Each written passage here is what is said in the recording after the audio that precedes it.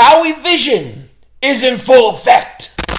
Yo, everybody, how you doing? King Dingbat here. So today we have come with the hell is that? It's a big ass dog. Dallas still stinks. Yo, everybody doing? King Dingbat here, and so the second night of the draft is over. Rounds 2 and 3 come to an end, and I gotta say, I just finished streaming. It was like over 5.5 hours, and I may be a little delirious. I may be a little gagoots. I may be a little goofy, a little out of it, because I'm tired. It was a long stream, and let me thank each and every one of you guys who was in the stream with me, hanging out. Joey Shakes for joining me these first 2 nights of the draft. It was awesome to have him. He helped make it a lot better. It was so much fun having him to stream with. It was a long night. It was a long, crazy draft stream. And towards the end, it got totally ridiculous. We were just losing it. We were like delirious. But thanks to each and every one of you guys for joining me. It was a lot of fun. And you know, when I woke up this morning, I was feeling so good about the Eagles. I was feeling good about what they did. They jumped the Giants. They got Devontae Smith. Howie Roseman comes out and he's talking about how the Eagles he admitted to mistakes that the Eagles have taken players based on position before and not talent, and that they're going to get back to taking the best players available. And I thought that was great. I thought we turned the corner, and I was looking forward to the second round. And seeing the Eagles go out and get the best player available. And the draft pick came, and to my surprise, they drafted Landon Dickerson, the center from Alabama. Now, here's the thing I'm going to say about him. The other thing I'm going to say about Milton, the other pick that we'll get into in a minute. This is not about the player. This is not about either of the players. Because both of those guys are immensely talented. Landon Dickerson could be an absolute stud. If he's healthy, he could be an absolute stud. My issue with the picks has more to do with the placement of when they take them. Okay? Landon Dickerson, he had, 2 knee injuries, 2 ankle injuries, and you took him at 37. My thinking was, you probably could have traded back, got an extra pick, and then took him. Or you could have just took somebody like Asante Samuel Jr., JOK. You could have took a starter. And I'm not going to debate who they should have took, but they could have took somebody that would have been an immediate impact player. And you probably then could have made a move and still got Landon Dickerson later, because I have a hard time believing that the New England Patriots were going to take him at 38. We've seen the Eagles do this before. They did this with Sidney Jones off the Achilles.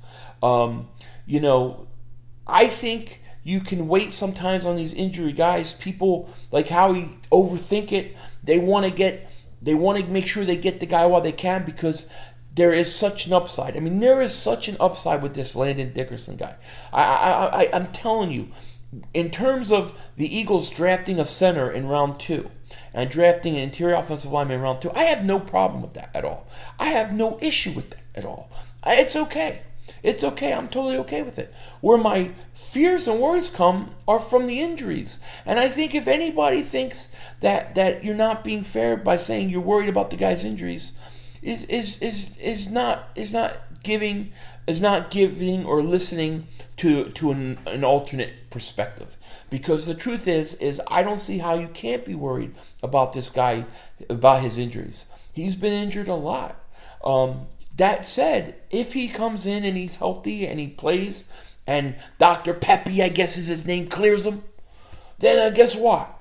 Dr. Pepe. Sorry, man. Anyways, that's from the stream earlier. I told you, I'm a little crazy right now. But, look, if he's healthy and he plays, he's going to be a stud. He's not going to play next year. Even if he can play, he's still going to be a backup. Okay, so you didn't get an immediate player, a player that's going to start right away. I felt like out of this draft, you need to get 2 starters. You need 2 immediate starters. And look, the Eagles, they may not be wanting to win this year. They may not care about winning this year. This may be all about the future, which is fine. I have no problem with the players they picked. I just think the placement was off, especially on the second round pick, okay? Now, with the third round pick, they take Milton Williams. I actually like this pick. I actually think he's got a lot of upside. He's pretty talented, and I have no problem with the pick. I don't even really have a problem that they picked him at 73. What I have a problem, what I don't understand, and maybe somebody can explain this to me, when the 67th pick was on the clock, the Eagles traded out of the 70th spot to the 73rd spot. Like, they did this, and then there was some player that they were looking to get was not there. Was not there because they traded back. If that's the case, why didn't you just wait until you were at number 70 and you were on the clock and you knew whether or not you were going to have a better chance of picking that guy or maybe a couple guys that you may be looking at? I don't understand why they traded so soon. So that made no sense to me, okay? I have no problem with Milton Williams being picked. Like I said, I think he, pretty good player. But obviously, we've all seen by now what was going on in the war room with Howie Roseman, and we all saw that Howie Roseman pissed off one of the people in that front office. They were pissed off because they lost on a player because they trade back to 73 to get a 6th-round pick. You already have 3 6th-round picks. Now you have 4 6th-round picks. Who the hell needs 6 4th-round picks? I'm sorry, 4 6th-round picks. I told you. I'm a little out of it. It's been a long day. Okay, 5.5-hour stream. Who needs 4 6th-round picks? I don't get it. I mean, are we going to look at day 3 and say, hey, look, the Eagles, they got 4 6th-round picks, 2 7th-round picks, 2 5th-round picks, a 4th-round picks, and they're just going to draft defensive backs and linebackers and hope somebody pans out? Is that what we're looking at? So I don't understand that. And then to see the whole thing in the war room going on, right? And Howie goes a fist bump. The guy is obviously pissed off. I think somebody said it was Waddle. I don't know who it was, but he's pissed off. And then Howie Roseman comes out and he's talking about it and saying that the guy, they missed out on a player. They missed out on a player. We know from the past, and we know from last year, that when it comes to Howie Roseman and Jeffrey Lurie, that they really love the analytics. They really lean on analytics to the nth degree, right? So much so that they're willing to not do what their scouts, football guys, tell them to do.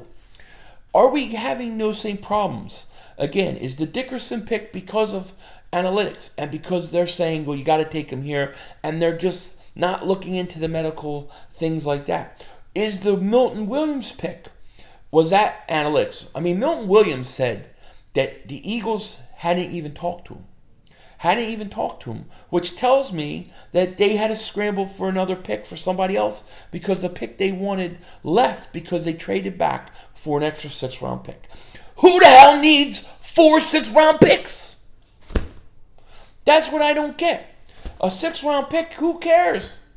Just stay at 70 and take the guy you want. Take the right guy.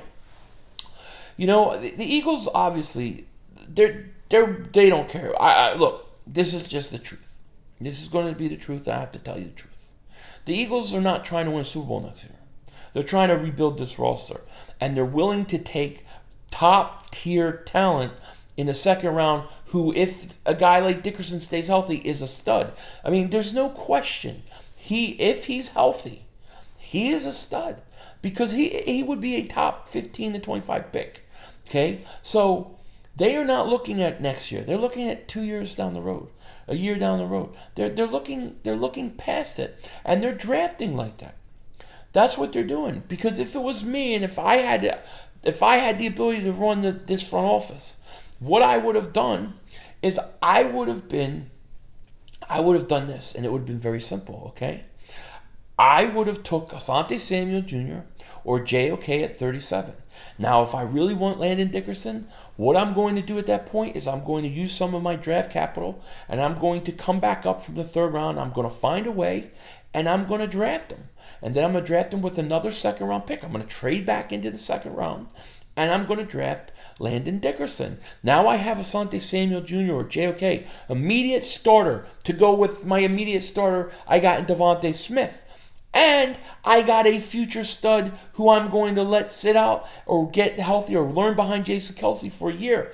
That means in 2 years, I have 3 starters off of that draft. Still have my 3 first-round picks next year. Still have whatever picks, minus what you're going to lose to trade back up into the second round. A third and something else. You only got 4 6-round picks. Who the hell needs 4 6-round picks? Really. What we need starters. So, my point in this video is I have nothing bad to say about Landon Dickerson or Milton Williams. I have no problem with them even being drafted. I just have a problem with the placement of them being where they were drafted and why they did it. Those are the things that concern me. And this is how he visioned. And this is how he's visioned. And we're all just living in it. You know, I don't understand the difference between what you did in round 1 and then what you did in round 2 and 3. It feels like to a lot of people that the Eagles really changed and did something new and were getting on track in round 1 and then went right back to their old ways. Was Nick Sirianni allowed in that front office? Was he allowed in the draft room? Or was he just allowed day 1? Because I don't understand it. You could have had an immediate starter who played next year for you. And now you don't. Dickerson is not going to play next year. He's going to be a backup to Jason Kelce. And he's going to learn. And then hopefully he's going to be healthy. And if he's healthy, it's going to be a hell of a pick. But we're going to just have to wait on it. And the fact that we're waiting on it tells me that the Eagles, their priorities isn't for next year. It's for 2-3 years down the road. Which it is what it is.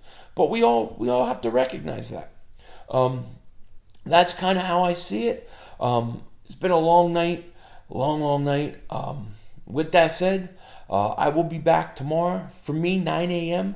I will be streaming the draft, and we'll go from there. We'll see what's up, and hopefully the Eagles make some moves. Are they going to trade Zach Ertz? Are they going to keep him? Are they going to go get a guy like Jabril Cox, who I want to see the Eagles get with the next pick if they can? It's going to be interesting. Going to be an interesting day.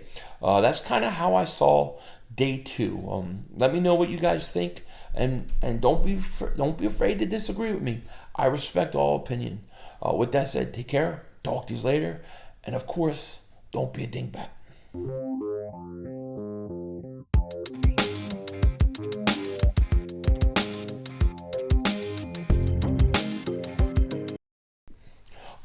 All right. Let's see this Howie Roseman War Room fist bump that went crazy, that didn't work. Let's watch this and see what happens after the Eagles drafted Milton Williams at 73. Let's check this out. Howie gonna fist bump Jeffrey Lurie. Jeffrey Lurie's like, what the hell, dude? That little young guy, he's all calculating the calculations. And the old man said, hell with you, man. I like that old man. Who's that guy? Howie Rose was like, what's wrong? What's wrong? Here, it's replaying, doing it again. The young guy's all happy. That old man, that older guy, older gentleman, he is pissed off, and I love it. I love his reaction. Make him the GM. Make that guy the GM. I don't know who he is, but he's pissed, and I love it. He ain't happy, and he shouldn't be, because the player you wanted by trading back for a 6-round pick, you got 4 6-round picks. You let him go. I like this guy. He gets instant promotion for being pissed off at that fist bump. Love that guy.